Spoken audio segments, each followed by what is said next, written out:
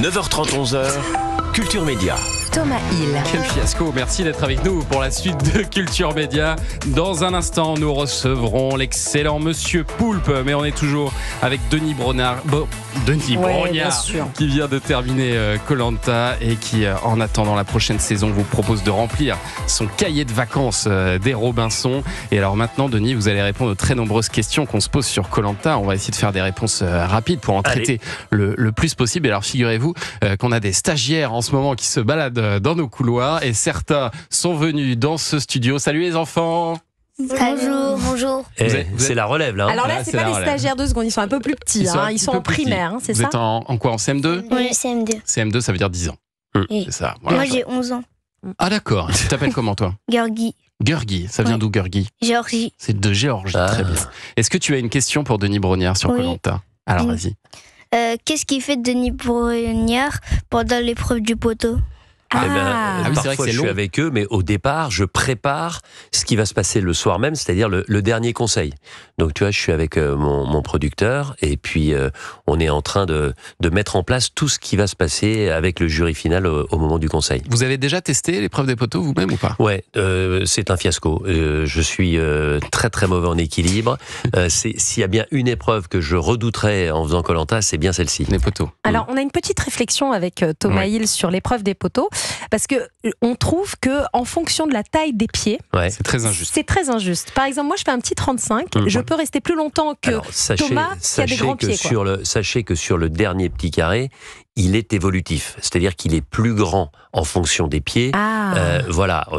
Évidemment. C'est pris en compte. Et puis, pensez bien qu'il n'y a pas que la taille des pieds qui influe.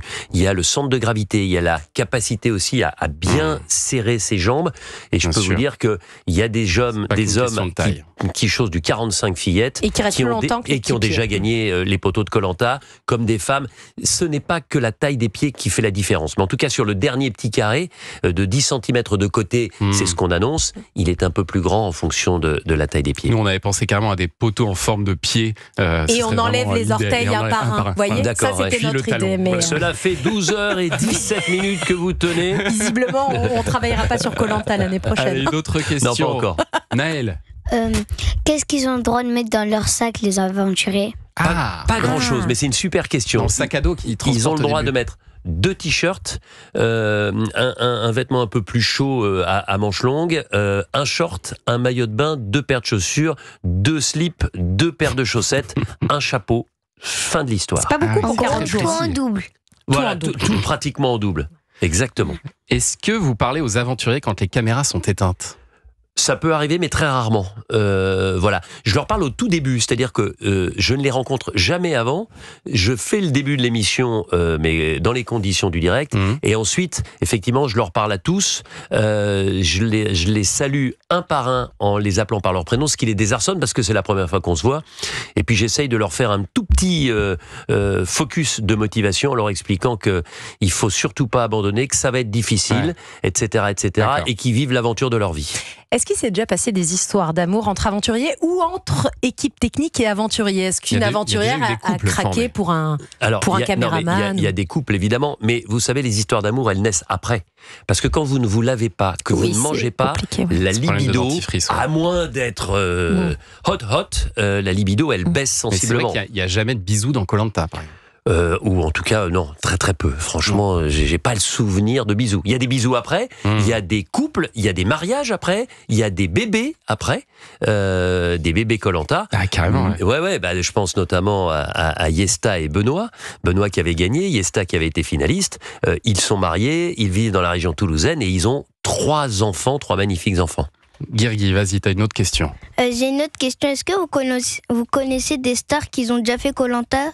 Alors, des stars du sport, parce qu'on a fait une saison où il y avait d'anciens candidats de Koh-Lanta et puis des champions. Il y avait notamment Franck Leboeuf, qui avait été champion du monde de foot en 98, Jamel Bourras, qui avait été champion olympique de judo à Atlanta en 96, ou Gwendal Pesra, en patinage artistique, qui lui aussi avait été champion olympique. Voilà, ce sont les stars, entre guillemets. C'est vrai que vous n'avez jamais fait un Koh-Lanta célébrité, par exemple? Non, avec des chanteurs ou des comédiens? Il faut jamais dire jamais, mais en tout cas, je considère, et nous considérons considérons à TF1 et à Adventure Line Productions que Koh-Lanta est une émission pour les anonymes, par des anonymes. Et ça fonctionne très bien parce que ces anonymes qui sont totalement inconnus par définition au départ, eh bien ils rentrent petit à petit dans le foyer des gens, semaine après semaine. C'était des inconnus et c'est devenu des célébrités. Ouais. Donc ça aurait pu être une évolution pour Koh-Lanta, mais visiblement non, vous avez pas envie. C'est la même société de production, mais c'est pas la même chose et c'est pas la même chaîne. Et franchement, pour l'instant, en tout cas, c'est pas à l'ordre du jour. Est-ce que parfois vous êtes content de voir un candidat éliminé ? Est-ce que ça vous est arrivé ça ? De dire lui c'est bien qui ça. Franchement non. Non parce que en fait moi si je me mets dans la peau de celui qui attend que le programme soit très excitant et surprenant, quelqu'un qui est éliminé et qui tombe de l'armoire, ça c'est quelque chose d'impressionnant. C'est pas sur tous les conseils, mais quelqu'un qui arrive en disant ça va être dur pour celui qui va être éliminé ce soir. Sous-entendu, ça n'a aucune chance que ce soit moi ou aucun risque. Ça c'est quelque chose qui met un vrai coup de massue et qui va forcément faire parler dans le landerneau de Koh-Lanta. Mais non, c'est toujours un moment assez violent et c'est pour ça d'ailleurs que sitôt les caméras éteintes, je vais voir toujours le candidat éliminé pour parler quelques minutes avec lui ou avec elle, pour refaire un peu le bilan, pour essayer de positiver cette aventure, parce qu'encore une fois, c'est pour la plupart l'aventure d'une vie, et être éliminé, ça veut dire que tout s'arrête brutalement.